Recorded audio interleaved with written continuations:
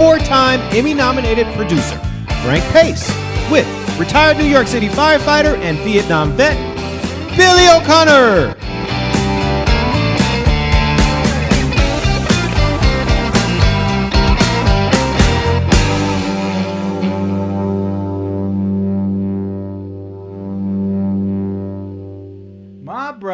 My brother Frankie, how are you, pal? How are you doing today? I'm doing good, pal. Getting old is not for sissies, though. I got to tell you. I think if things really get better with age, me and you are slowly approaching magnificence. Because, man, I tell you, it's getting harder. Wow, it sure is. Is it really getting harder? Yeah, well, wait a second. Are we 50, talking about metaphysical things here? Are we talking about my appendages getting harder? What are we talking about? Getting harder. I tell you what, I don't waste anything that's hard anymore. Big rule I have is I never pass a bathroom, I never pass a men's room, and I never waste an erection. That's like a big rule you get when you get older. That you brought the house to. Well, I think that's the last thing we want to talk about. We don't want to get into my appendages. No, we don't. So I hear the bookies paid off on the election. Yeah, and that's what we go by. We just go by what the bookies do because you're a former bookie. You pick our football picks by the bookies. Well, money has no political affiliation, you know. So I was even looking at the bookies instead of the polls when they were predicting the election. But the bookies were just as wrong as the pundits, as the political pundits. This year, usually they're on the money, but they were off terribly. Biden was 2-1 to win the election, and it was a very close election. Yeah, you know. we talked about that last week. You know, yeah, the polls and the pundits don't know shit. Yeah, and it's still playing out. And they don't know what America thinks either. And neither do we. The only one who knows what America thinks are Americans. Exactly. And one at a time. And one at a time. Exactly, one at a time. But, I mean, it's still playing out the election.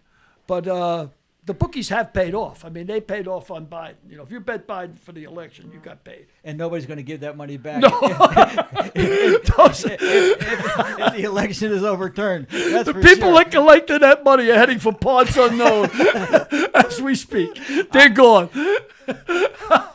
I think I told you once, when we were at Jacksonville, we had a guy running book, and his name was Artie Seltzer.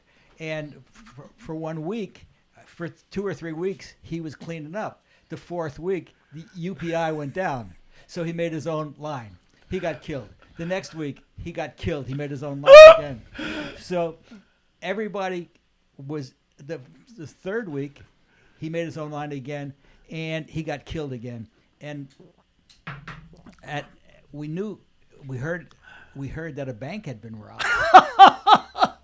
And we heard that Artie was a big fat guy with a beard. And the description of the guy was a big fat guy with a beard. When Artie showed up at the cafeteria that night, he was still a big fat guy, but he had shaved.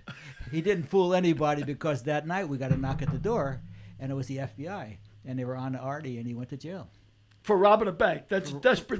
For robbing a bank to pay off his debts. And the thing that's remarkable is bookmakers rob you for a living. I mean, that's what they do. They shouldn't have to rob a bank, you know, to cover their bets. Well, if President Trump no longer becomes president, which according to the bookies, he's no longer be president as of Inauguration Day, January 20th, I think he's going to be a major, major presence on American media. Yeah, well, first of all, I mean, everything Trump does, whether he drinks a cup of coffee or eats a hamburger, it's news. I mean, he is a beacon for news. So that's not going to go away. He's certainly going to have a major influence on the Republican Party and in politics in general. And, of course, he likes that stage, so I don't see that going away anytime soon. You know, he relishes the spotlight. So let's handicap the 2024 presidential election. He'll be back. Do you think he'll be back? I think he may be back. I don't know whether he's going to have the support that he has, but who do you think will be the candidates in 2024, and who do you think will be the Democratic candidates in 2024? Because I don't think Biden will be back. No, I don't see Biden coming back. Frankly, without getting partisan, I'd like to see some new blood in the Democratic Party. I'm tired of. I gave you a nonpartisan question. So. Well, I mean, I'd like to see some new blood. I think Buttigieg is pretty cool in the Democratic and even the Republican things. Listen, the demographics of the United States has changed so immensely that it's time for guys 80 years old to move 80 aside years old. a bit. It's time Well, for look at the 70-year-old Republicans. guys. Yeah. 70-year-old guys. I want to move aside 60-year-old Yeah, guys. let's have some young blood. I mean, and people that genuinely reflect the demographic of the country, I think, Yeah, well, I think the Republican race will be interesting. It'll be between Donald Trump, if he runs. If not, maybe his son. Well, how old is Trump now? Well, he will be 78 in 24. So that's a stretch, just like Biden now. It's a bit of a stretch. He will be 78. If he doesn't run, it'll be interesting to see who he throws his weight behind. Whether he'll throw it behind Mike Pence, whether he'll throw it behind Ivanka, whether he'll throw it behind Nikki Haley. He's got a lot of weight to throw. And probably have more then. But I think now, I mean, the idea of him rejecting the results of the election is more about Georgia. There's no Republican senator that can say, all right, Prez, it's time to call it a day. You lost the election. When it's all about Georgia, if Trump doesn't get behind those two senators in Georgia, they could definitely lose the Senate. Well, I think that even if he does get behind him, a lot of people went to the polls and voted straight party line for Trump and the two senators that may not go to the polls without him on a ticket for the two senators this time. But Congress, I mean, the Dems lost some seats in Congress, which would indicate that some people went to the polls and pulled a straight Republican lever without Trump at the top. I mean, that's another thing to look at.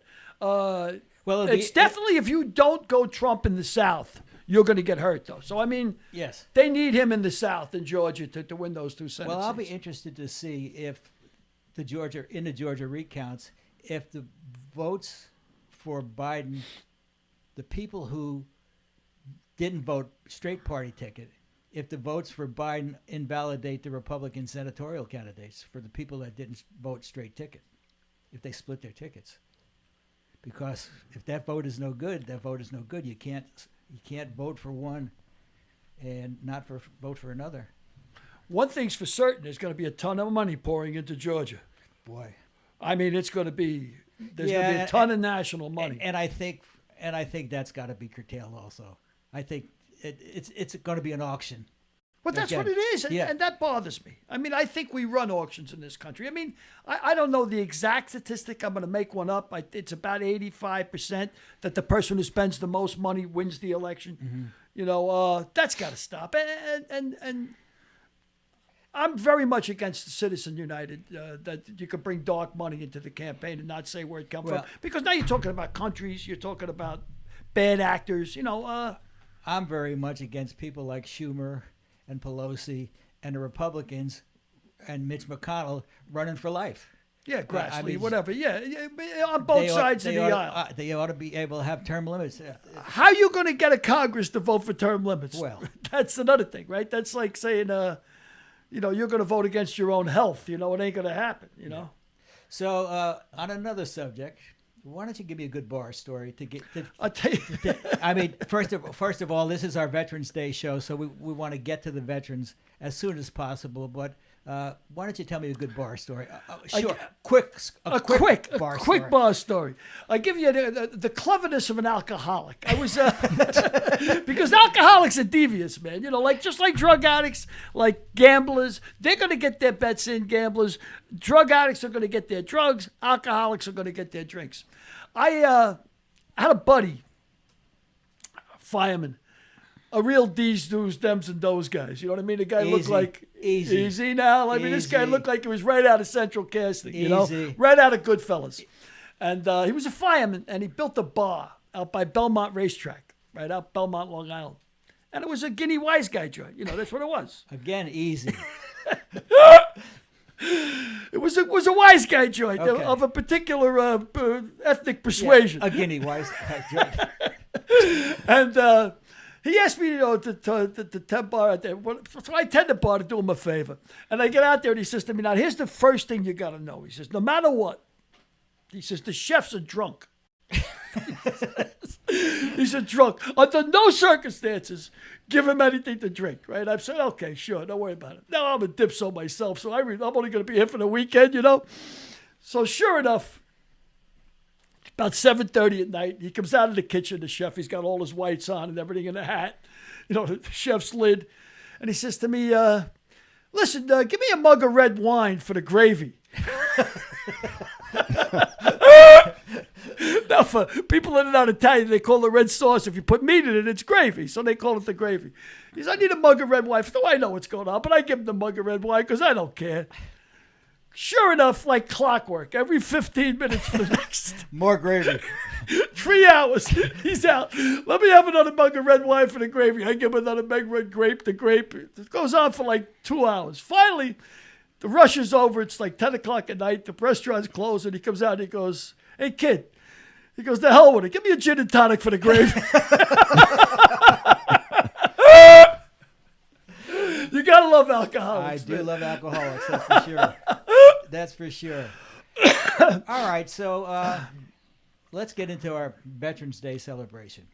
Yeah, and I'm really interested to talk to all three of them. Yeah, the three guys that we have. I mean, of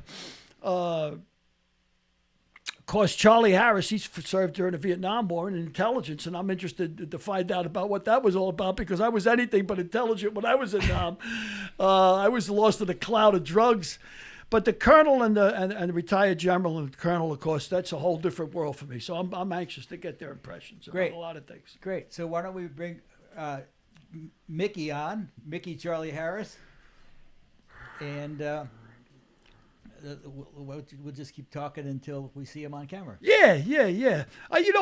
Interesting in Nam,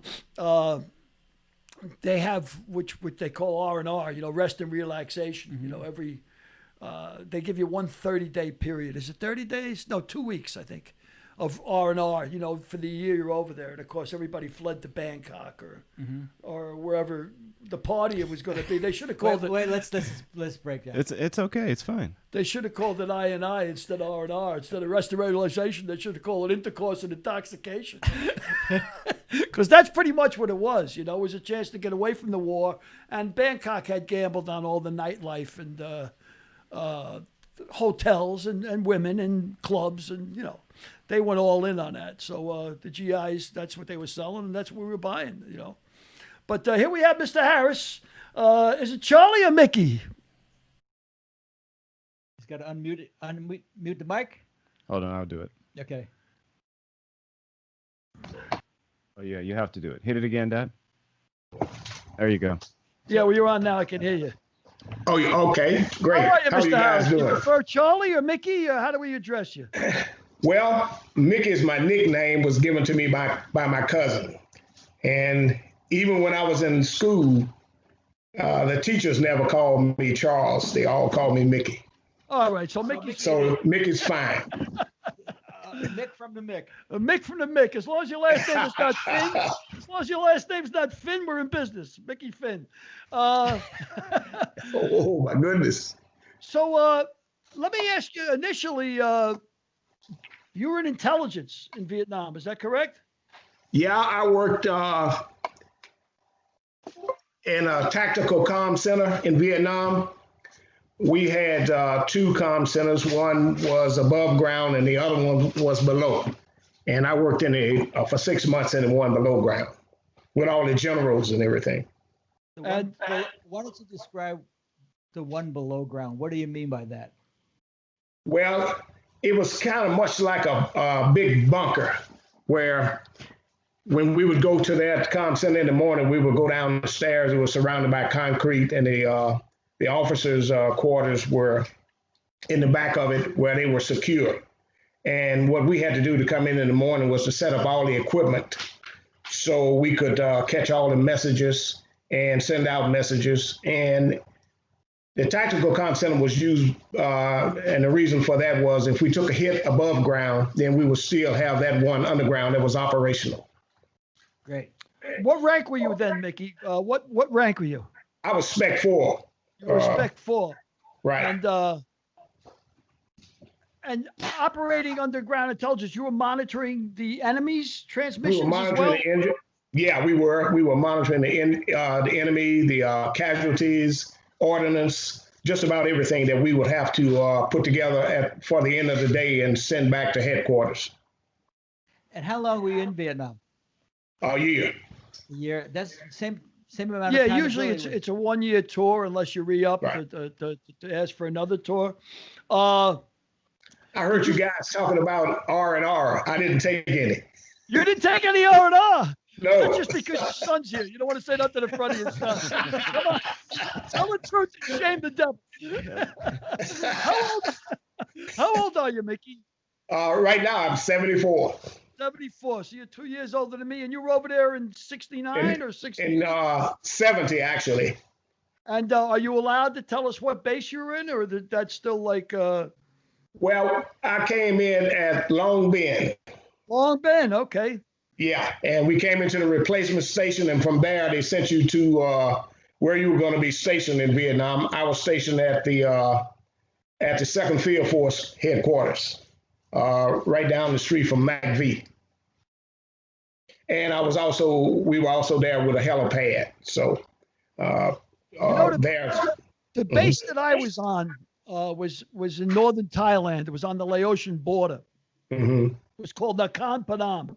NKP was what all the GIs used to call it. And we had a facility there that was called the Project. That's all I knew about it. Was the project. No, honestly, it was top secret. And I knew it was important because they wouldn't let me anywhere near it because I didn't have a top secret clearance because I was born in Ireland. And if you were born in another country, you couldn't get a top secret clearance. Not that I needed it. You only get the clearances as you need it. You needed it. You needed it. But they had this project surrounded by barbed wire and fences and MPs. And I knew it was important because Goldwater had actually came to our base and examined the project. And so did LBJ. But I found out later, many years later, that they were monitoring the traffic going down the Ho Chi Minh Trail because we were right on the. We had helicopters. We had the Jolly Green Giants, which they were rescue helicopters, and we were as close to Vietnam as you could get without being in Nam. We were in a neutral country, obviously in Thailand, but we were right on the Laotian border, and they monitored all the traffic, so they knew how much traffic was coming down the Ho Chi Minh Trail at all times. Were you privy to that kind of information, or is that? I can't talk about it, or well, not really. Okay, 40 yeah. Later, you can't talk about it? Well, no, there were certain things that we couldn't. I also had a top secret clearance. Okay. Right. Yeah. So that's the reason why you're not going to talk about it for sure. But I mean, there's still some things. Look, they can't even still talk about JFK's death. Can't be released all the information from the Warren Commission. And how many years later is that? I mean, there's some things that just can't. He's not privy to say. That's why I asked him. I mean, I can talk about anything. All you could talk about was Vietnam would be hookers. The hookers, the food. I know you didn't experience any of that, John. Mickey, I know that. I know that. You didn't get over there. Oh, no. Oh, no. I understand there's an interesting story about your son and you learned in Vietnam. Why don't you tell us that story about how you learned that Derek was born? Well, working in the comm center, also with the Red Cross. So every message that came through, we would get before anybody else would. So I was working the comm center that morning, and the message came through that I had a son that had been born. Wow. So in actuality, it was just a formality after I had to go see the Red Cross because I already knew. So that's how. So that's how I found out. You had to tell the Red Cross, and then the Red Cross had to tell you. Exactly, and that's how it worked over there. You know how protocol works, so that's how that works for sure. how did you feel about the draft? Were you drafted? Yeah, I was drafted. And What happened was I had graduated from college in the middle of the semester. and where'd you go to school? And Where'd you go to school? I went to a small black college called Grambling State University. I've heard it well. Yes, it was one of the top. My friend Charlie Joyner went to Grambling. That's exactly right. You sure did. Yep. I knew Charlie Joyner too. Did you? Yeah. Yeah, I did. Yeah. He were a heck of a guy. Yeah. He certainly was. A lot of those guys, we became good friends because I would help and play basketball with the basketball team. And so a lot of those guys would come in the gym and we'd play basketball against one another. Great. So, Great. Yeah. So did you get drafted, Mickey? I was drafted, in 1969, July. When I got out in mid-year, I taught school for about 6 months. And after the 6 months, job didn't come through. So Uncle Sam sent me a letter and told me he wanted me. And so I got drafted. What was your number? What was I, like number 130 or something like that? Wow, you must have just made it. They must have just got to you. Yeah, they because did. I think because my number was number 4. Wow. Yeah, I didn't know that then, and I got called for my physicals, and I went for the physical, and he looked at my X-rays and he said, "What's the matter with your wrist?" I said it was broken. Well, he said, then you're no longer eligible for the draft because you're not capable of holding a rifle. So Wow. I said, thanks, I guess. But, the funny story about how I broke that wrist, I broke it playing soccer for a U.S. Naval Air Base at Brunswick, Georgia. I was a college soccer player, and the guy running the naval team from Brunswick, he paid a couple of us to play for them as ringers on weekends. You were a ringer? Yeah, believe it or not. And I broke my wrist in goal making a save, and that's what kept me out of the Army. Wow. The Navy. You know kept- what? the Navy I had kept- the mixed Navy kept me out emotions. of the Army. I have mixed emotions about the all. I'd like to get your impression about that. What do you think about the all volunteer army? I have mixed emotions about it because I joined the Air Force in '66. Now, But the you reason, had no options. well, my father, first of all, my father was an abusive alcoholic, right? And I figure, well, at least if I go to Vietnam, I got a chance of fighting back. With this lunatic, I got no chance. I got to get out of here. I just wanted to get the hell out of the house. I would have went to Mars to get the hell out of the house. But I mean, having said that, I joined the Air Force because I knew the Marines or the Army were going to draft me, and so I joined the Air Force in '66. But I got to tell you, when I was in boot camp, some of the guys that I was in boot camp with were studying to be lawyers, were studying to be doctors. And so do you think the all-volunteer Army lowers the quality of the guys that come in, or do you think it's a better thing? I actually thought in the beginning that it would never work. I thought that the draft would be the best way to get the numbers that we needed. And also we could save some people from going to jail or doing something by entering the military. And that was very important to me at that time. But I talked to several guys about it, and a lot of guys who were in at that time didn't think it would work anyway. But I guess we never thought about the money that they were going to be paid, to join the volunteer army. Yeah, I didn't think it would work either, because I thought it was going to lower the quality of the people coming in, and also the idea that it's egalitarian when you just have a draft. The last time we really had it was a rich man's war. What is it? One senator's son served in Vietnam. Yeah, one only senator's one. son. That's exactly right. It became a poor man's war, and I think the draft makes it more egalitarian if it's run the way it used to be run, where it was. I agree. I agree 100%. I think it would be better for the country and better for the youth that we are coming out of school today, and a lot of them have nothing to do. I would think. I think it would make a rich senator a little bit more reluctant to vote for a war when his son is going to be one of the ones going. You know, it'd be Yeah. it's all right for him to send your son to war, you know, or Yeah. send my son to war, but he Yeah. has to think about sending his own son to war. He might be a little bit more reluctant. That's just my feelings. I mean, Yeah. I'll be interested to get the general and the colonel's opinion. yeah, I'm going to ask them their opinion about that too. I mean, these Yeah. are career officers. You were in for 4, Charlie, Mickey, 3 years. 3 years.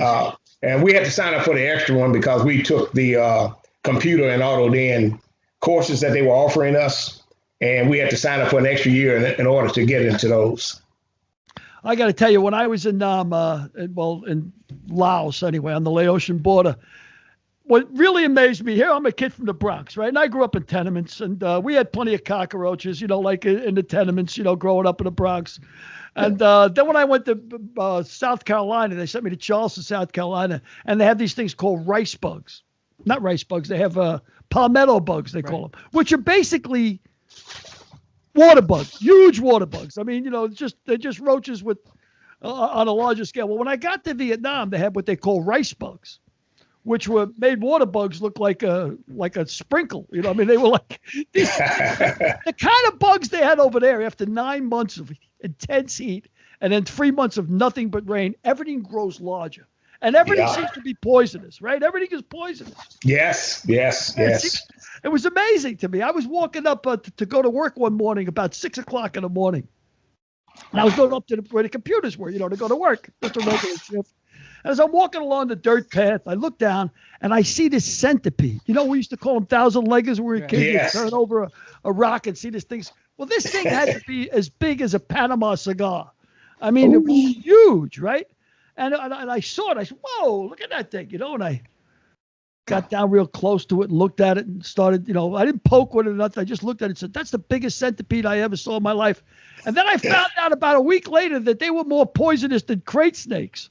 Like if you got bit by that thing, it was game over. You know, like you could get bit outside a hospital and you were dead. You know what I mean? Wow. But they had so many things over there: the crate snakes, the cobras, the scorpions. I mean, I'll tell you one incident I had. I was coming to the hooch one evening after work, and probably like you work 12-hour days.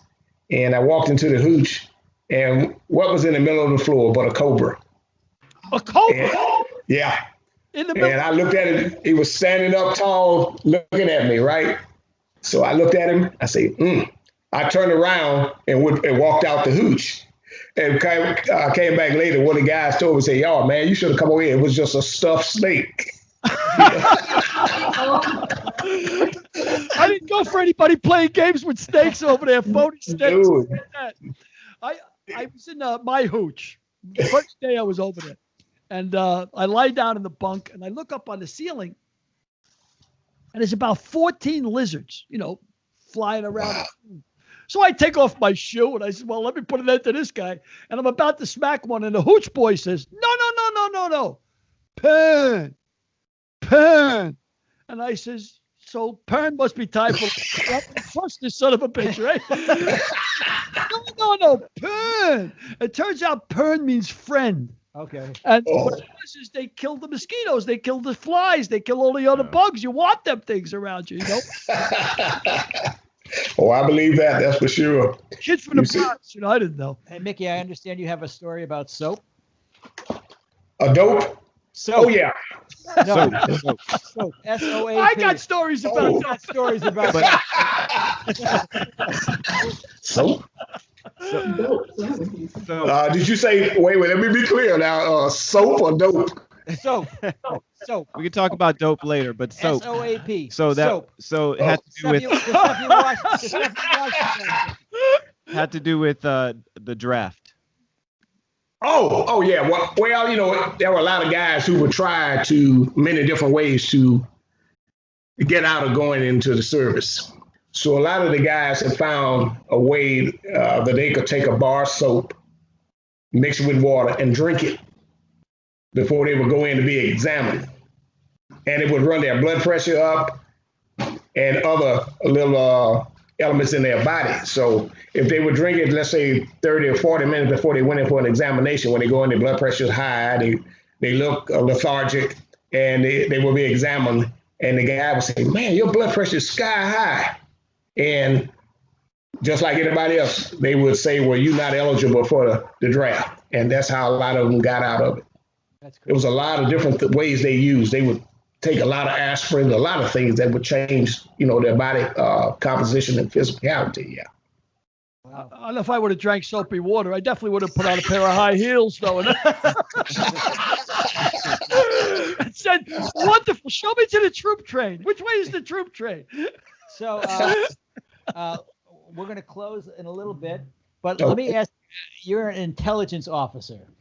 So I'm going to ask you, I'll give you a little test to measure your intelligence.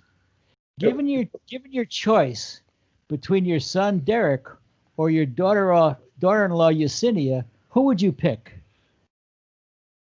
Both. Excellent answer. Derek actually thought you'd say Yesenia. Yeah, they're both great people. Tell you. He is indeed. Yes. He is.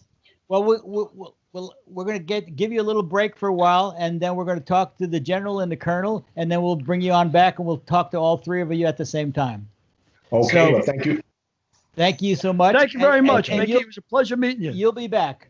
Okay. All right. So that was pretty good, huh? Yeah, he's a very interesting man. It's kind of interesting to me that, and most people, I guess, don't know this, but you've heard the word snafu, Right. and you've heard the word fubar. Right. Well, those two words Came from Vietnam. came from Vietnam. Exactly And right. why don't you tell the people at home what they mean? Well, yeah, snafu means situation normal, all fucked up. Right. And fubar means fucked up beyond all recognition. And those two words actually entered the lexicon of our language. I mean, people say fubar or snafu. I hit a real snafu. And they don't know where it came from. But that was right out of Vietnam. Fucked up beyond all recognition, situations all fucked up, which was the order of the day in Vietnam. Situation normal, all fucked up. When we talked about last week about how we used 50,000 rounds to kill each Vietnamese soldier, that's pretty startling statistic. Yep. It sure is. It's remarkable. And they were able to persevere after all of that. I mean, we dropped more ordnance on Vietnam, on that little country, that was dropped in all of World War II and all the Korean War put together. That's unbelievable. It's astounding. It's unbelievable. Yeah, and they persevered. I mean, they incredible people, and gracious people too. Okay. Very gracious people, and tough as tough. Well, again, we thought we were fighting to contain communism, and they thought they were fighting for their independence. Right. Well, we are very honored today to have as our guests Major General Bob Dickinson and Lieutenant Colonel Jerry Yanello, both of the U.S. Marines, and both are retired. How you doing, fellas? We're doing great. Doing good, Frank. And that better be Colonel for Yanello. What did I say? You said Lieutenant Colonel. Oh, He's a full bird. This guy's a full bird. Don't be giving him. He earned that rank. Believe me. He did indeed. So before we start, Jerry, how do we figure out we're cousins? Well, I'll tell you what. It's a quick. I got a quick story here. I one time put up a picture of my mom. She died when I was just a teenager, and her last name is Pace. So Frank and I were, buddies on Facebook because we met each other at a couple of tournaments. And he said, "Hey, I'm curious. Where does your mom? Where was she born?" And my cousin from New York, she's now the oldest. She said, "Well, she was born in Barrie, Jerry." And Frank goes, "My mom was born in Barrie. That's where my family's from." And sure enough, son of a gun, we are cousins. How about that? You're distant cousins, is that right? Well, Very we're not neighbors. That's true. According to William Manchester, I read a book about MacArthur called American Caesar. And according to Manchester, three of the most influential guys in World War II, FDR, Churchill, and MacArthur, were all distant cousins. They were all related, according to Manchester. Well, what is that? What was that book? 6 Degrees. 6 degrees of separation. Exactly. Exactly. I want to ask you two guys, if you don't mind, and no particular order. And we can do away with the colonel and the general, I hope. Yeah, they told me Bob and Jerry. No worries. Okay. Bob first. Bob, what do you think about the all-volunteer army? I asked Derek's father, Mickey, before about his impression of the all-volunteer army. Do you think it's a good thing, a bad thing, pros, cons? How do you feel about it? The all-volunteer army is working superbly. I mean, for DOD, not just the Army, but for all services. I don't know if I would have been able to get into the military other than being drafted, because in today's joining the Department of Defense, you have to have a high school diploma.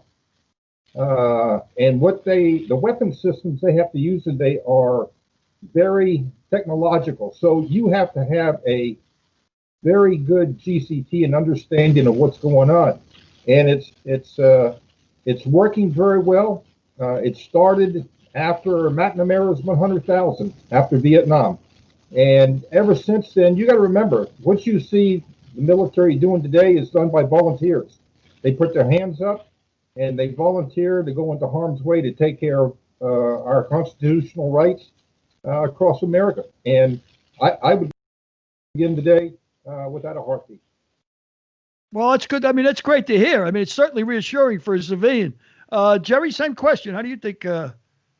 I got to echo what the general said. These kids, these men and women now, who raise their right hand and, they swear to defend and support the Constitution of the United States.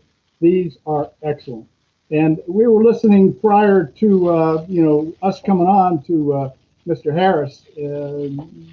I was drafted in the 71, basically kind of like Frank. I was number 49 on the draft, so I went down and got my induction physical at the Homestead in Miami. But then right after that, they canceled the draft. So I continued to stay in college, and then went out and became an aviator.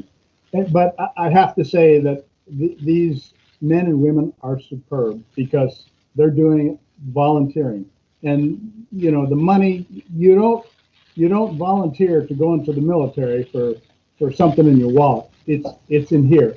That's why you go in the military nowadays. Let me ask you guys. Frank, we used to get excited when we got a 1% pay raise every year from our elected officials. Let's put this in perspective. You don't join the military to get rich. Yeah, for sure. Let me ask you, what exactly are the Marines? Are they a branch of the Navy? Oh. Yeah, that's a tough one. You threw some grenades there, pal. That came out of his mouth, not mine. You don't think I knew that? You don't think I knew that? What exactly are the Marines? We are a department of the Navy, but we're the men's department. You're the real Navy. It's funny. I had the opportunity to shake hands with John Glenn in 1969. When I was in Campanam, the Bob Hope show came, and I was on the stage for like all of a minute and a half, but John Glenn was with them. And I shook hands with John Glenn and talk about money and joining the service for money. They gave me a show, ask him a question. You know what I asked John Glenn? No. I asked him, this was the 19-year-old kid talking to a iconic hero, John Glenn. And I said, let me ask you a question. When you went to the moon, did you get travel pay? Because at the time it was 12 cents a mile. And I said, that's a pretty good payday. I'm going to tell you another story. I asked Buzz Aldrin the same thing. And Buzz said he put in for travel pay. Did he really? To the moon, and it was rejected. Is that right?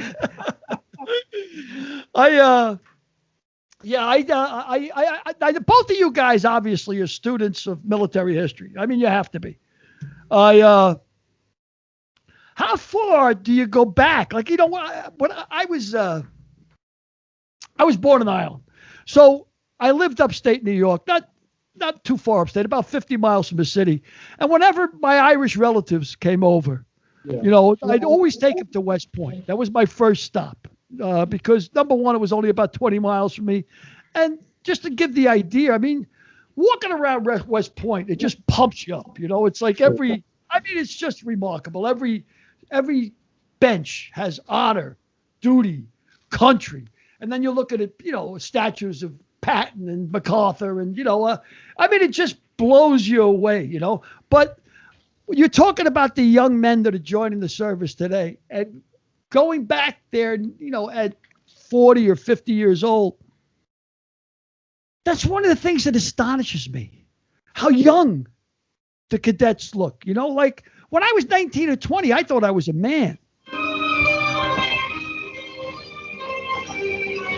Whoops, sorry. Are you looking to play a number or something? How did the Godfather? Somebody get whacked? The Godfather music just came in. Did somebody get whacked? I had my phone on, and I'm Italian. Another one just died. It was like I almost stood up and saluted. it was like Jaws. They say you don't have to worry about getting attacked by a shark because you'll always hear the music first. I thought I was hearing the music and somebody was going to get whacked.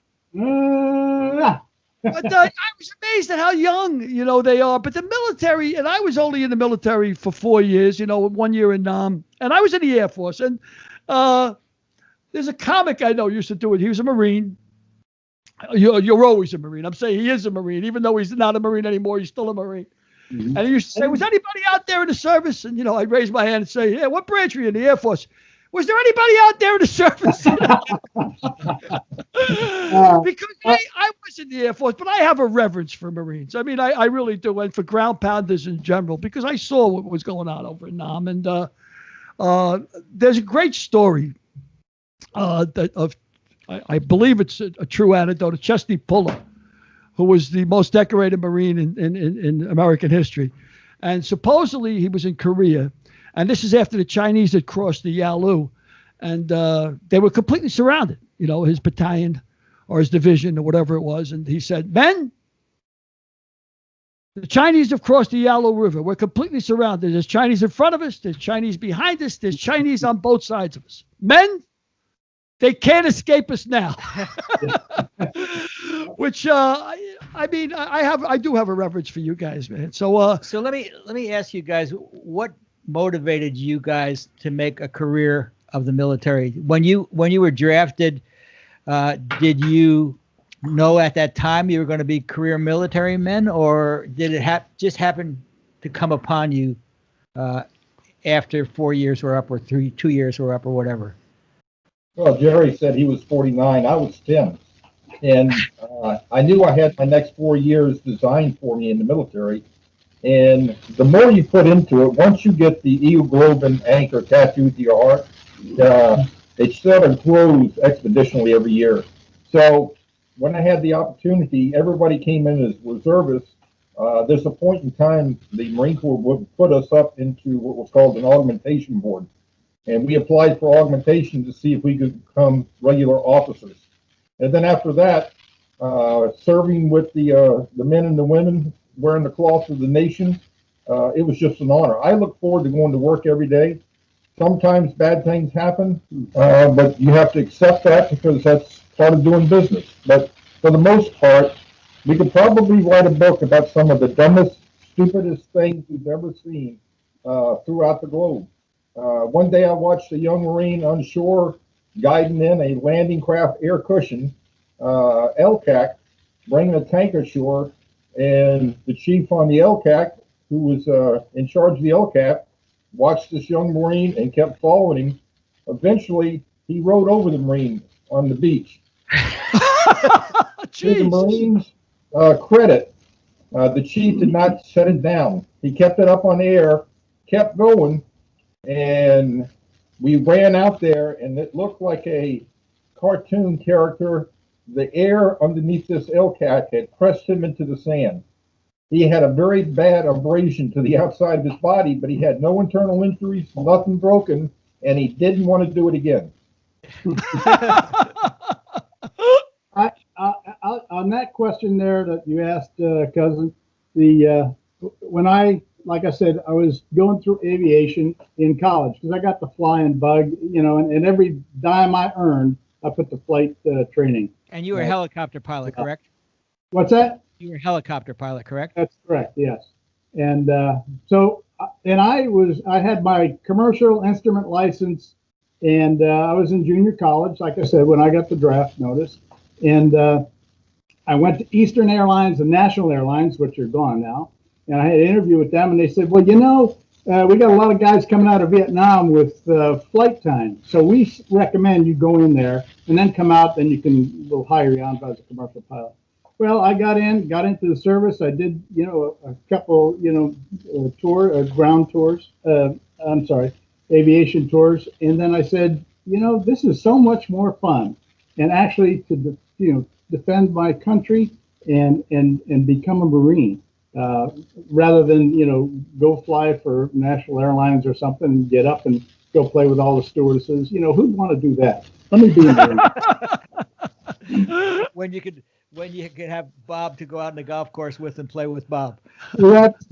That's true. I mean, as you know, and you do too, Billy. You got lifelong friendships that you go. I don't think it ever leaves you. Even as an Air Force vet, it never leaves you. I can't watch. When I was in the fire department in New York, FDNY for 20 years, and we'd go on parades, for Patty's Day or whatever. I can look down that parade and tell everybody who's been in the military and everybody who hasn't just by their feet, just by the way their feet are spaced when they salute. It never leaves you. They have to have that 45, and if you see a guy standing like parallel, he wasn't in the service. And I can't stand to this day a sloppy highball. Somebody who salutes and makes it sloppy. I can't stand it. It bothers me. It really does. I even look at the commanders and chiefs. I look at the presidents, and when they pop a highball, if they don't have it right, it bothers me. And I wasn't a career guy. You guys are. How many years did you have in the active duty, Bob? I had 36 years. Wow. Enjoyed, like I said, probably 95% of them.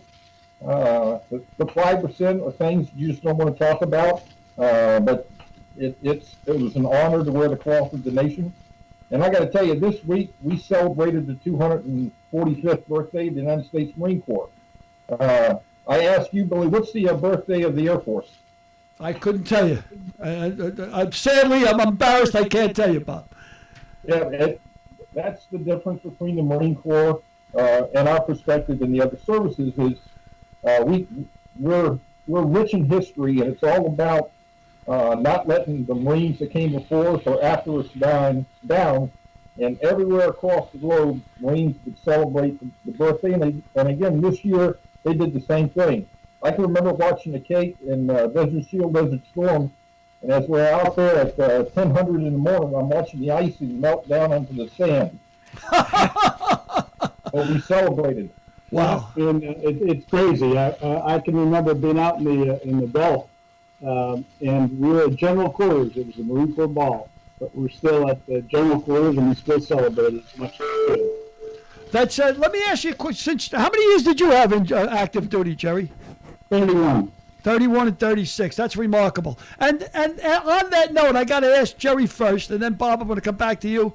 What was the best duty? Where were you happier when you were stationed? I mean, obviously you've been all over the globe, but you can't be 31 years in the Marine Corps and not been all over the bloody place.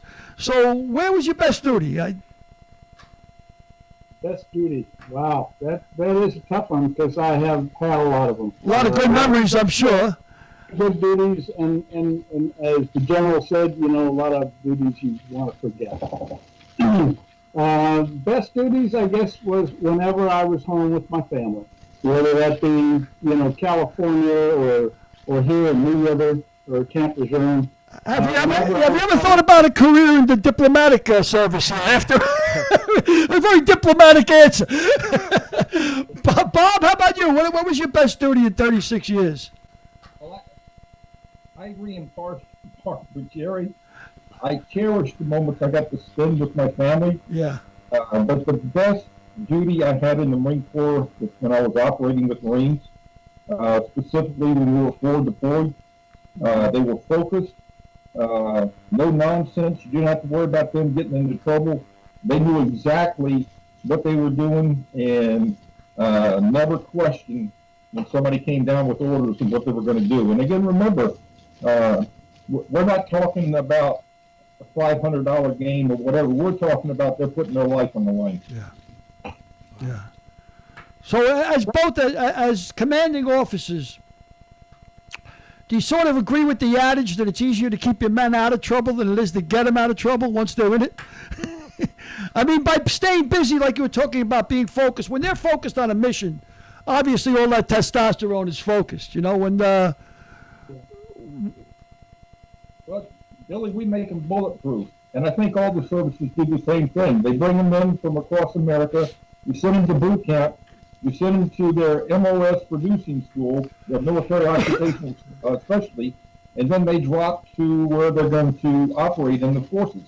But throughout that transformation process from becoming a civilian to a military, we make them bulletproof. We're convincing them that they can walk through the valley of the shadow of death and come out at the other end unscathed.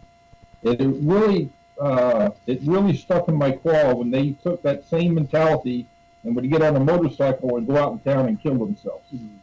I can't understand that. Yeah. Because this idea of being indestructible when you're young, and obviously the Marines have to reinforce that. I mean, you have to feel that you're capable of doing whatever you have to do. It's just, I mean, order becomes a reflex. You get an order, you don't question the order. You just. I used to scratch my head sometimes, but I would probably execute it. That's why I was able to stay for 36 years. Well, my nephew was a Marine. I think he was in for 5 years or so, and now he's still doing private security. Who knows where? I hope he's going to get out of that business quickly, but he says I guess he's making a lot of money in private security, so he keeps going over. But I think I would like to have him home, and his mother would like to have him home. That's for sure. We've got neighbors in our own community here that are doing the same thing. They've gotten out, but they're still being contractors over in the bad parts of the world. I want to ask you, do you guys ever serve together? I don't. We may have been at the Pentagon for a little while, but then I think Bob left to come down and take over as commanding general of Camp Lejeune. But I stayed up at the Pentagon for a while. When we were across, we were the commanding officer at Marine Corps Station New River, and I had Lejeune. Yeah. So, but as far as in the same outfit, no. But again, I've known the general for a long time. In fact, he graciously agreed to come retire me when I retired. I think in fact, he said to me, "I want to make sure that you're gone." So I'm How did you guys become friends?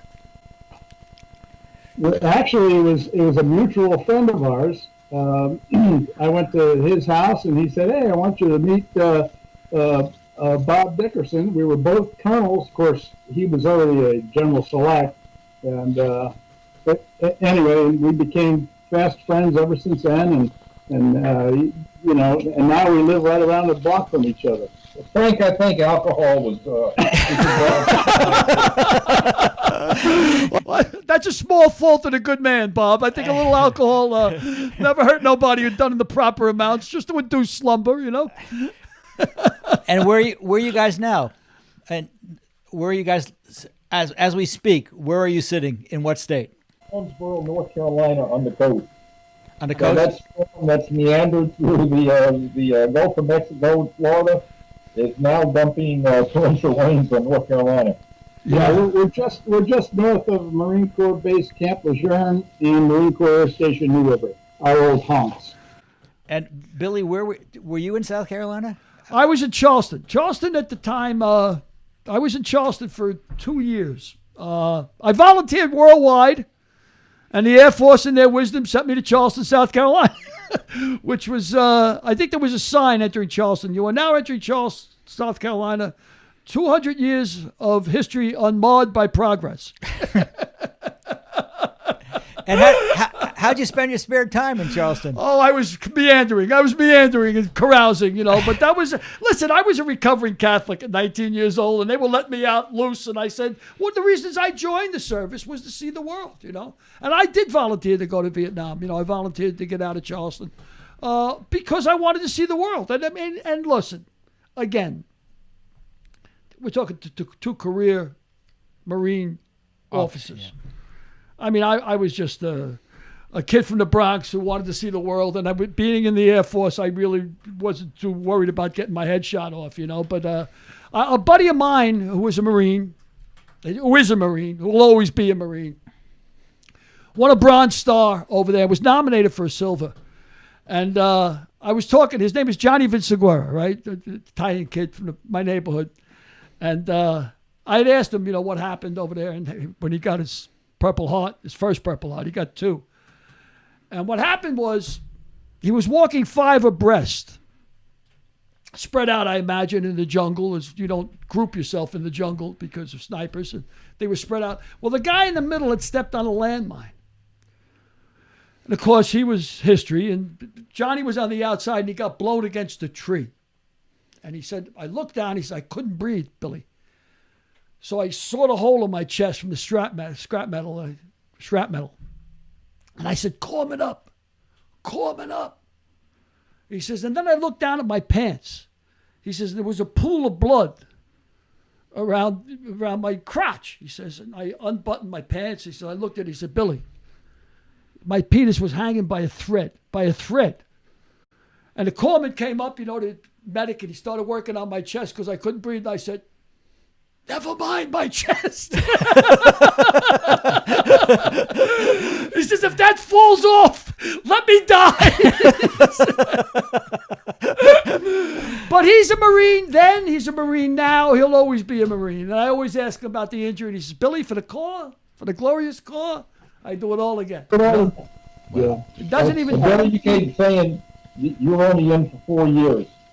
I got to correct you. Everybody does their part. And it doesn't matter whether you do it for 4 years or you do it for 40 years. Everybody has to do their part. And the military we have today is a direct result of you and everybody else that came before us and left their fingerprints on what happens in the military. Well, General, I appreciate that. I really appreciate that coming from you. I really do. As a matter of fact, there was a movie made with Gene Hackman. And I think it was called Bat 21. I'm not positive, but I'm pretty sure it was. But when I saw that movie, I knew that I was in Vietnam, or on the Laotian border, I should say. We had the Jolly Green Giants. We had the helicopters. There were the rescue helicopters in Nam. And I knew I was there when they made that movie because it's a story of a colonel who gets shot down behind enemy lines. And we spent 2 days or 3 days trying to get to this guy. And what they had done was, in my Air Force base, they had put it over the loudspeaker, every attempt to get this colonel. I mean, he was surrounded by Viet Cong, and he was in, enemy territory. And every time they'd go in, there was a load of gunfire or whatever. But for 3 days, they finally got him. And the drama was like so intense because, we were support troops. That's pretty much what I was. I was keep them flying was the motto, keep them flying. That was the deal. And we were everybody in the base was tense, for this colonel that was shot down. Of course, everybody wanted to see him rescued. Well, when he finally got rescued, I was a computer operator, Frank. I was a computer operator in an air-conditioned building, the only air-conditioned building in Vietnam. Do you know he came around and shook my hand and shook everybody's hand in support and said, you're all a part of it. And that made me feel, to this day, 50 years later, it still makes me with a warm glow. Makes you misty. It does. There's 18 million vets in this country. That's pretty remarkable. That's 7% of the population. And most of the vets are from the Gulf War. Now, both of you guys were involved in the Gulf. Is that correct? Right. Yeah. And I always noticed that, there's no such thing as a stupid general. There's no such thing as a stupid colonel. You don't get there by being, you study military history. What were you? I was a stupid staff sergeant. You can have them. You can be a stupid general, but you can be a stupid staff sergeant. How'd you get the staff sergeant rank? I kept my nose clean until I got out of the service. I kept my nose clean and I did my job. I was good at my job, it was an 8-hour job. I was good at it. And again, I was delighted to be overseas. I wanted to see the world. That was the whole thing with me. I wanted to, I was a kid. I had never been on a plane until I was 18 years old. Yeah. I mean, that was just the way it was in the 50s. The first plane I was ever on was on my way to boot camp in Texas. Really, it was the first time I was ever on an aircraft. Wow. Yeah. But another influence on my wanting to stay in the military was my big brother. And Frank met him when we were, remember, at the golf tournament. My big brother Ralph. He was a Marine in the 50s. And so that had a little bit of an influence also, too, for me. Yeah, you want to follow in your brother's footsteps, I'm sure. Bob, is yours a military family as well, or? My father was a Marine in World War II. In fact, after I got drafted, number 10, I didn't want to leave it up to the Department of Defense to figure out where I was going to go, so I went out and talked to recruiters. We had just landed on the moon in July of '69, and the Air Force said they're going to make me an astronaut. The Navy said they were going to put me on an attack submarine, and I go in the Arctic Circle and protect the United States. I'm not big about living underwater. The Army said they were going to make me an engineer, and I was going to build things and blow things up. I can't draw a straight line with a ruler and a pencil. And then there was a Marine gunnery sergeant in dress blues. He said, we're going to send you to Paris Island. We're going to teach you how to become a Marine. You're going to be the most highly trained Marine in the United States Marine Corps. We're going to send you to Vietnam, and you'll probably last 30 days. Wow. Well, I went home and I had one of my moments with my father where you pour your heart out, and he was on the other side of the paper in his chair listening. He said, I can hear you through the paper. Keep talking. I said, that's what Bruce told me. And from the other side of the paper, my father said, it's got to be something about a service that tells you the truth, and it sounds like only one of them. Now, I'm cleaning this up. He said, it sounds like only one of them told you the truth. So after that, I joined the Marine Corps. And then they lied to me. They gave me orders. I never made Vietnam. They canceled all 3 of them. Well, you didn't get to 30 days before you were dead either, which was kind of a good thing. Maybe they lied in a good way. But that's remarkable how they would actually recruit you by saying you'll probably be dead in 30 days. That is. My experience when I went to the Air Force, joined the Air Force, they give you a test, before you come in to decide how they're going to spend the money to educate you. Like you take one's in mechanics, one's in electrical work, one's general knowledge, one's administrative. And I was like, 95s all the way across the board, except for mechanics. I think I got a 41 in mechanics, So they put you in mechanics. You would think. But they told me, you're qualified for anything. You're going to have all these jobs, and so the day of when I was already in, I was on basic, and now you pick your career jobs. They had about 80 jobs up there, and the guy said, "Well, anybody out there not a citizen? Wasn't born in this country?" And I raised my hand. He said, "Well, that eliminates these 40, security risk, And I said, all right, well, I got 40 left. This is still good, And anybody out there colorblind? And I said, well, and they eliminated another 35. They down to about 3 career choices I had left. And I didn't even know what 2 of them were, but one was forklift operator. And I said, well, I figure you don't got to be a genius to do that. So I picked data processing machine operator. I didn't even know what it was. But yeah, the recruiters tell you a lot of stuff. They tell you a whole load of stuff. That's why they're called recruiters. That's why college basketball and college football guys are called recruiters. Yeah, I'm sure. You'll start, son. Don't worry about it. And we got a lot of scouts down here from the pros. You'll be number 1. Yeah, yep. It's. Yep. I got another question for you. I was kind of interested, and I'm interested in military history. But you guys, you've had to study tactics going back as far as, I guess Caesar, Hamilcar Barker. I mean, you guys go all the way back, right? I mean, and you study your opponent's tactics as well, like, General Giap and whatever. How far do you go back, with military history? Bob, you first. You go back as far as history as you possibly can. You attend a lot of service schools. And throughout the service schools you go to, they teach you about military history. They teach you about history itself. You don't want to repeat the same mistakes that people in history made. So then they're very good about it.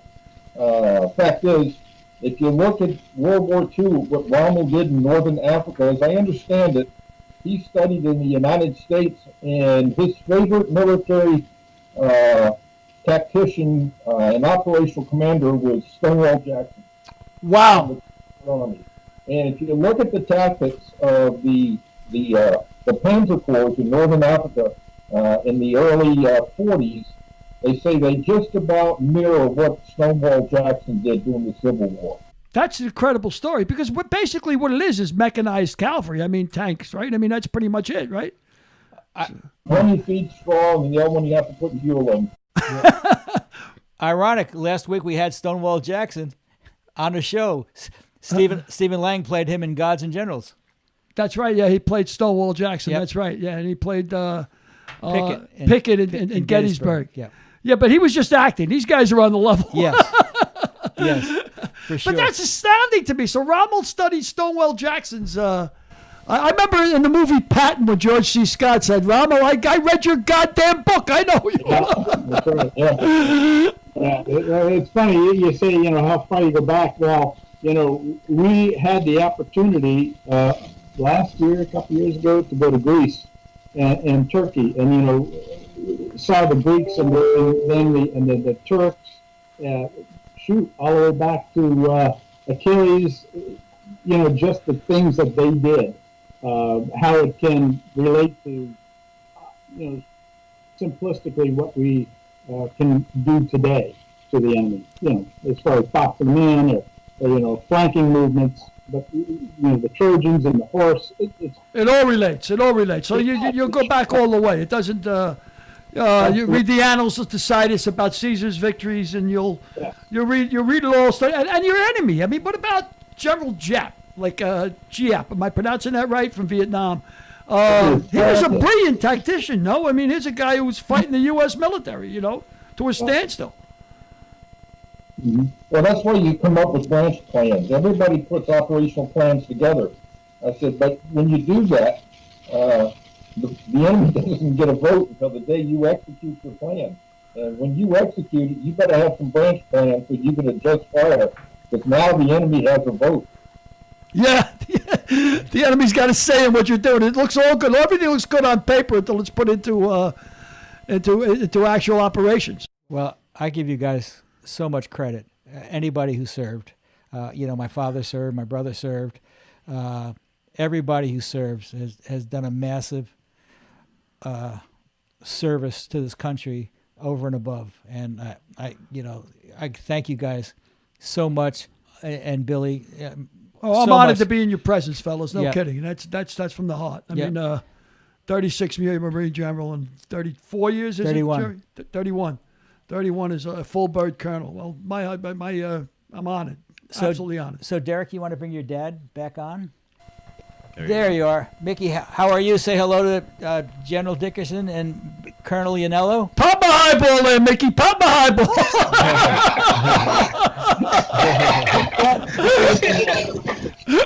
Nice to meet you. So you guys know that Mickey was an intelligence officer in Vietnam. No, that's an oxymoron.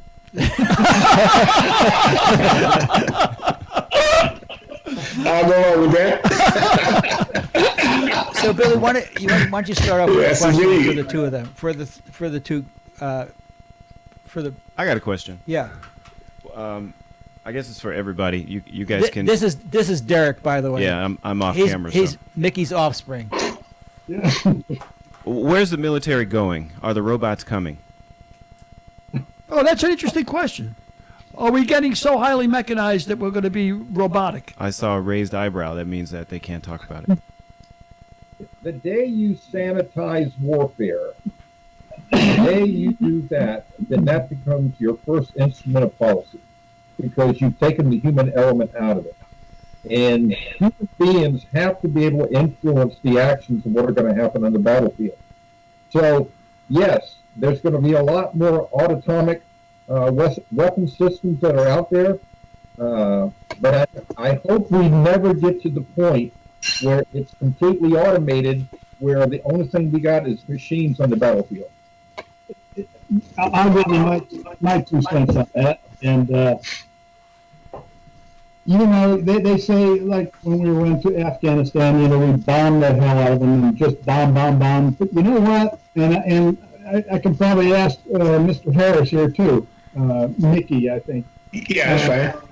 Okay, you can put all the bombs, you can put all the artillery, everything you want.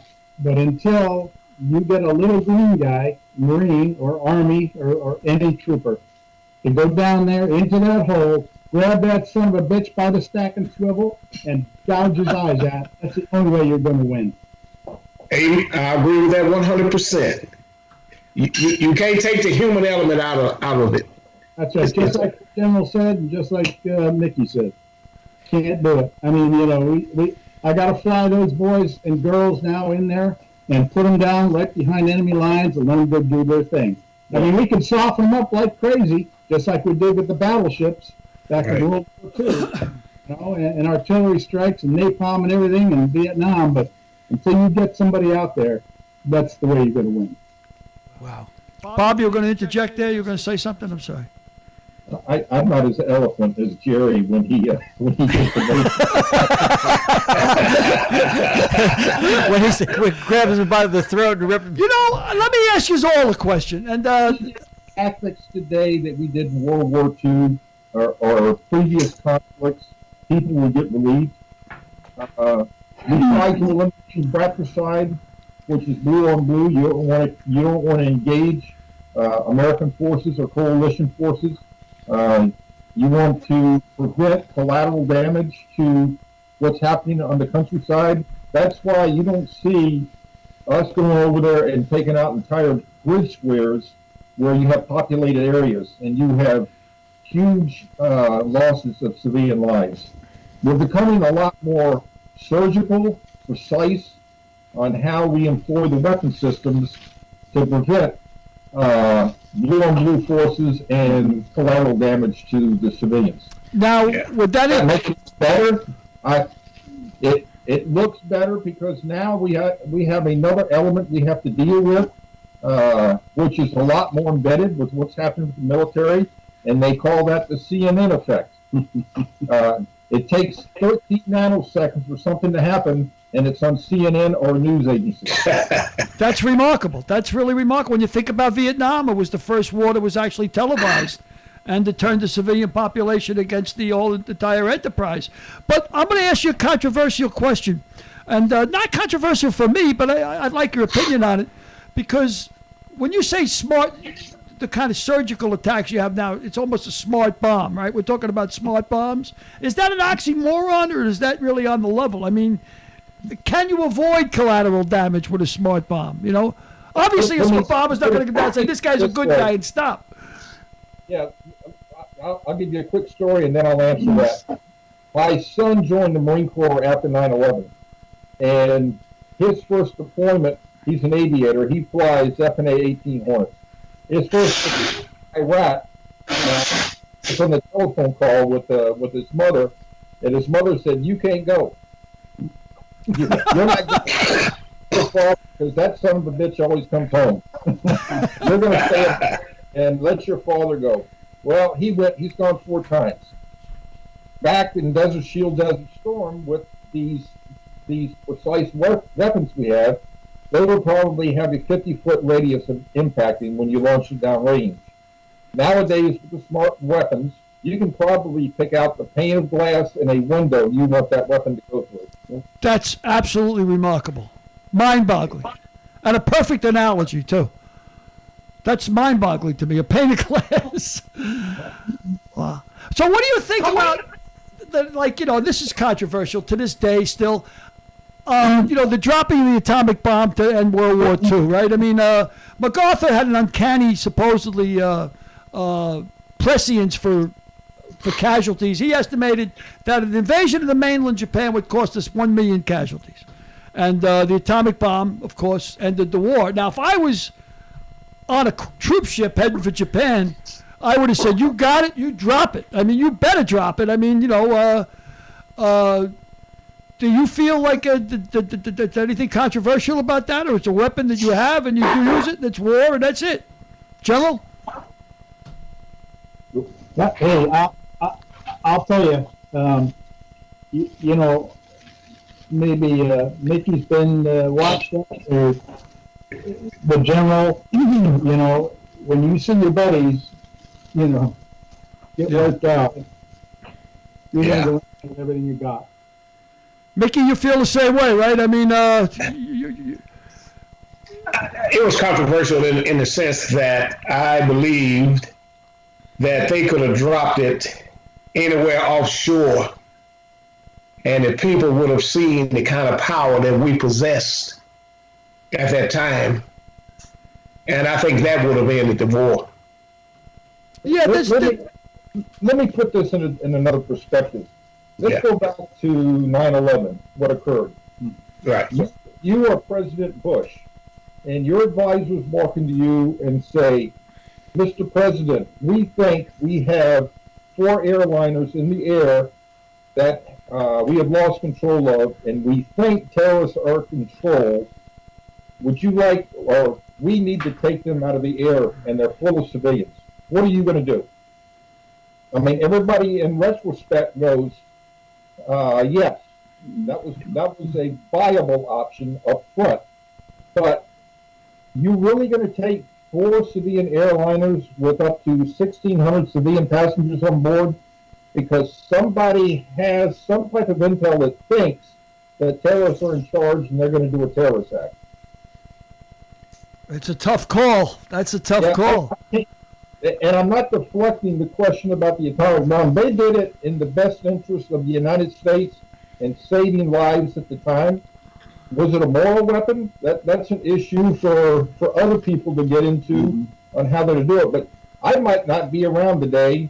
A lot of us might not be around today. And for our fathers or whoever fighting in the conflict at the time had tried to do an invasion of Japan. Yeah, actually, some historians think that we might have saved a lot more lives than we cost with the atomic bomb because Japan itself was suffering from diphtheria and there was all kinds of diseases that were rampant. And of course, MacArthur, when they occupied it, they did a lot to clean that up, you know. And I know he made it a 5-year mandatory sentence, MacArthur, for any U.S. soldier caught smacking or hitting a Japanese civilian. 5 years mandatory. You know, in every conflict we've been involved in, we've never taken a piece of terrain. We don't go to war to expand the shores of the United States. We go to help people. We try to put tyrants down and get them back in their box. But we never ask for another country or anything else. We give it. We go forth. We do the calling of the nation, and then we hopefully can come home. Yeah. Well, you know, Mickey, when your experience in Nam, I mean, you had to ask yourself at some time or another while you were over there for a year, like, what was it all about? You just knew you were doing your duty, your country needed you, and that was it, right? I mean, did you question the morality of it, or, you know, I mean... No. No, I never did either. No. They asked for us and we went. Yeah. Yeah. I mean, you like to think that your superiors have more knowledge and make better choices, you know, which is why you're in the military to begin with, you know? That's correct. And I think that's the feeling of a lot of guys during that time. We were in the selective service, of course, and those who were drafted and those who weren't. We felt it was our duty to our country to serve. And that's why we did what we were asked to do. On another note with the 2 officers, Bob and did you guys feel like were you both active duty when 9/11 happened? Did it affect you personally, and how, if it did? Charlie? I'm sorry. No, not Charlie. Jerry. Jerry, I'm sorry. Your mind's going to mush. I'm old, Frank. I'm old. Yeah, you're getting older fast. A lot of holes in his brain, Jesus you know? Christ. Sorry, Jerry. Yeah, you first. Did 9/11 affect you directly? Were you when you were in? Yes. I'm going to answer that first while Jerry composes himself. Jerry was in the Pentagon. Wow. Back as I was at Quantico sitting on a board, but we were both stationed at the Pentagon at the time. And it was an eerie time in the history of the nation when that occurred. I can remember all the roads in Washington, D.C. were turned around so everybody could exit D.C. and get out as fast as they could because nobody knew what was going on. The next day, I went back up to headquarters Marine Corps to the Marine Corps Command Center at 0200 because nobody was sleeping. So I get up there, and the next thing I know, I'm in a meeting with the Secretary of the Navy and the Vice. Vernon Clark was CNO at the time. Jim Jones was coming out of the Marine Corps. All the 4 and 3 stars in D.C., 2 stars, and 1 stand up against the wall. And after about 2.5 hours, it became completely clear that we didn't have a clue what was going on. And the Secretary of the Navy said, this is what we're going to do. We're going to walk out of here, and we're going to tell the American public they're going to be fine. And we're going to find out who did this, and we will prosecute them to the ends of the earth and bring them to justice. And that was probably the best advice that could come out of that meeting as we're trying to grapple with what was going on. So at the same time, we're trying to help those that were affected from the aircraft going through the Twin Towers, the Pentagon, ordering through the ground in Pennsylvania. It was a surreal moment.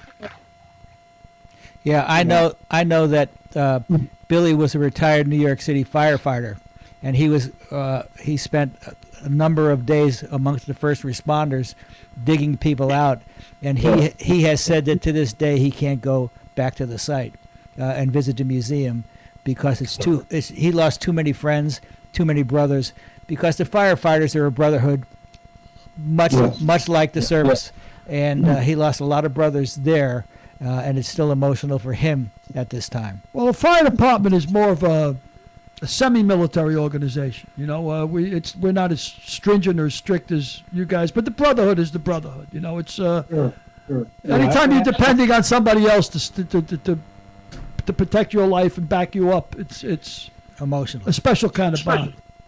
Well, you got forces, you got emergency responders in the United States. They're the first responders.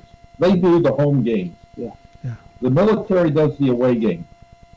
That's Yeah. a perfect analogy. Right. Yep. A perfect analogy.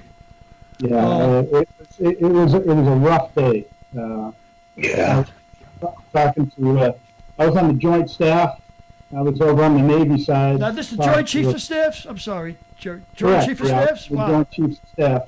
And I was over on the Navy side talking to a friend of mine who we went to the National War College together, Captain Robert Dolan. And, we watched the first one on TV and we thought, oh my God, what a horrible accident. And then the second one went in and we looked at each other and we said, boy. It's no accident. So as I got up to walk out, I got about 50 feet down the hall. It happened. Yeah. They Wow. couldn't find Bob at all. He was gone. And to this day, I couldn't go to the 9/11 museum either.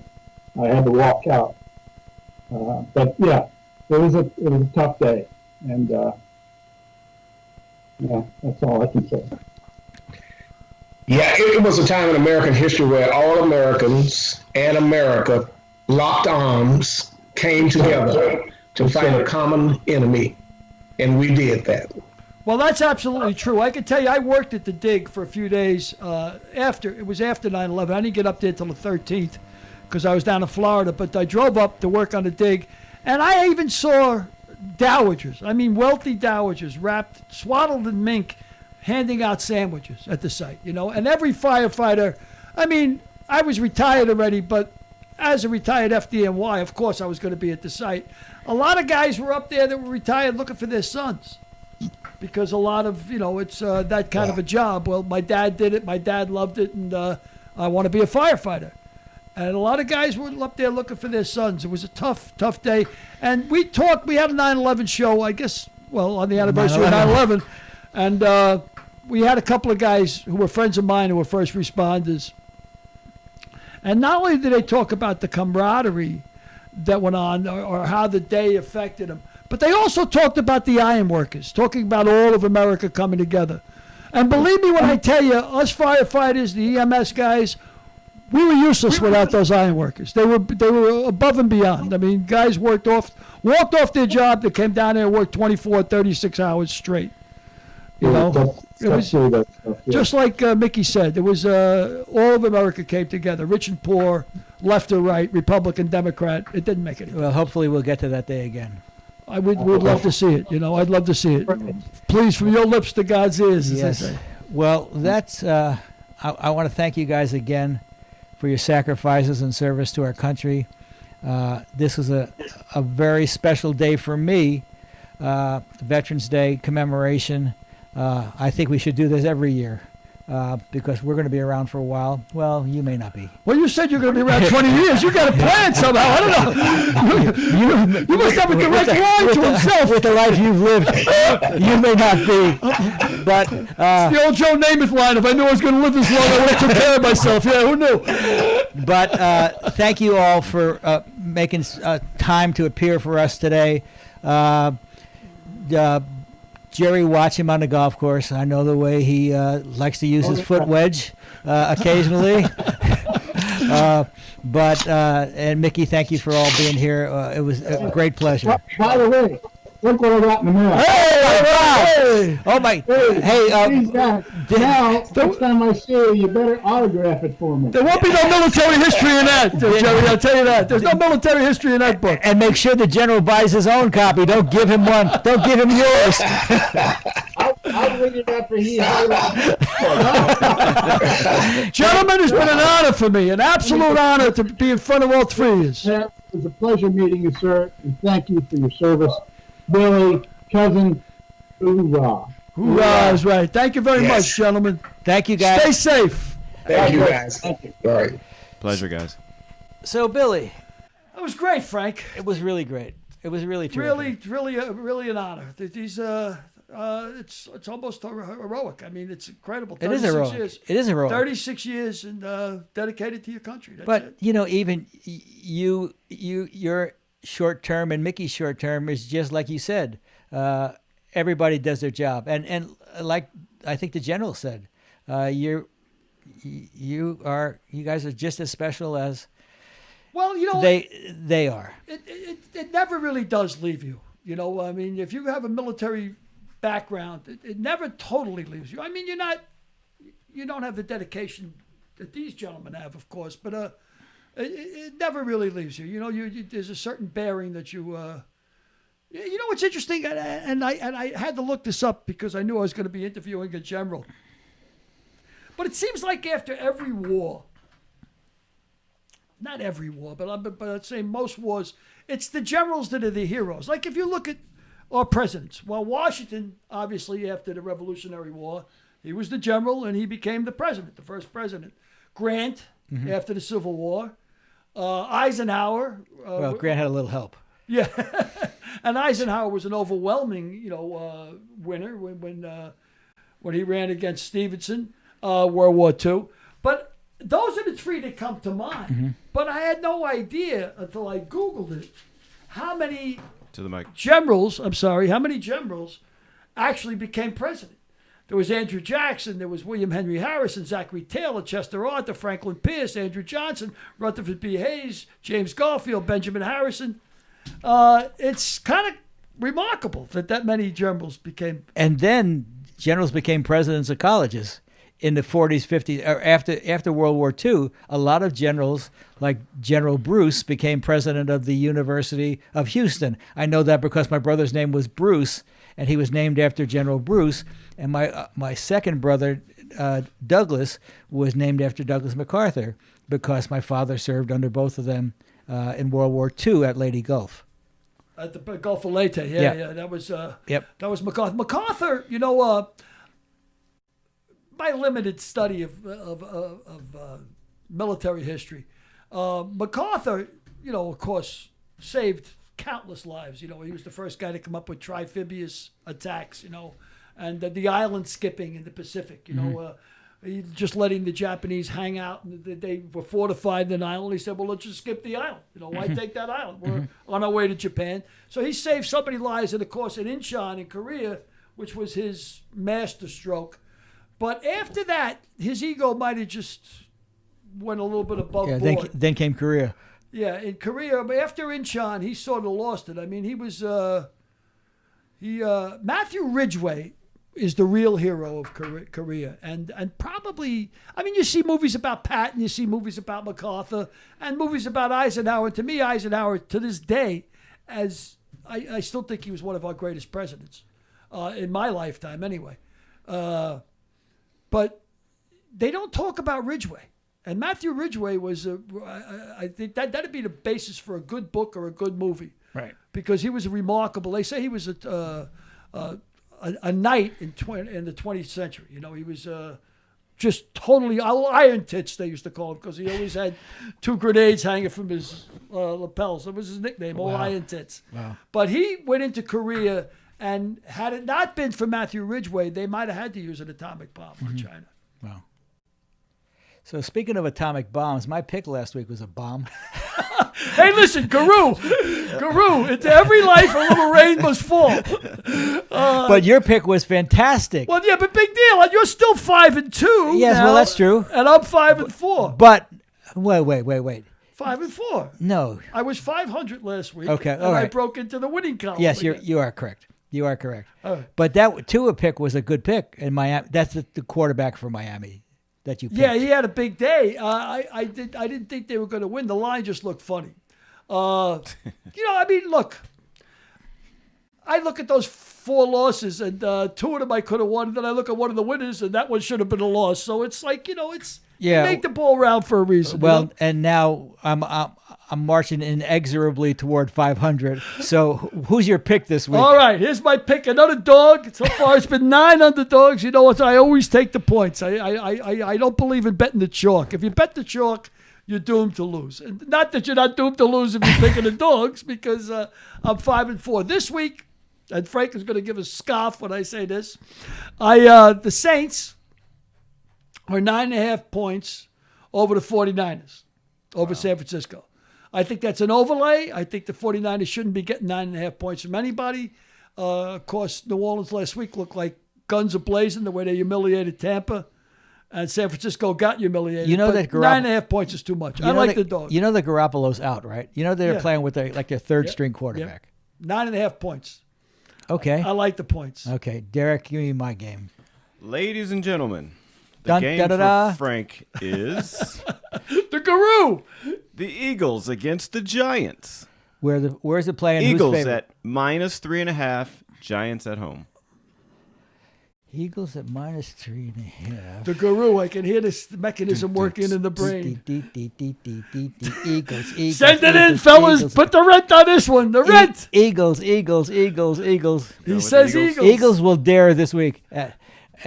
Along with our military day theme, Eagles dare. Eagles soar and dare. So you like the Eagles over the Gents? I do like the Eagles. 3.5, you'll like. Yep. I'm taking the 9.5, and I'm taking the dog. I'm going to take the Niners. And the fact that the quarterback is out, I know all about it, but so do the bookies. That line's up there for a reason. That's true. With that, let's get off the air. All right, my brother, it's always good seeing you. Thanks very much for looking in to a Mook, a Mick, and a Mike. Thank you, Derek. And by Mick, the way, Mook, and a Mike. by the way, one last push for If These Lips Could Talk, available at Amazon, whatever you can. If you get it, please post a 5-star review. If you already have, that's good too. And if you don't like the book, keep it to yourself. Nobody likes a blabbermouth. No, go screw yourself.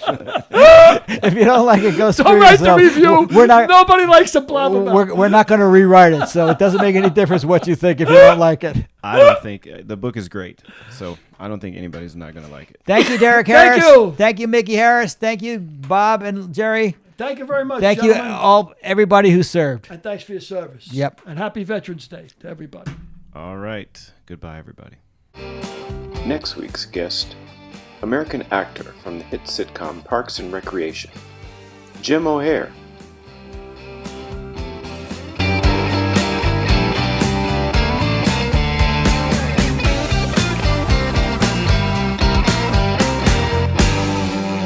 We'll see you next week.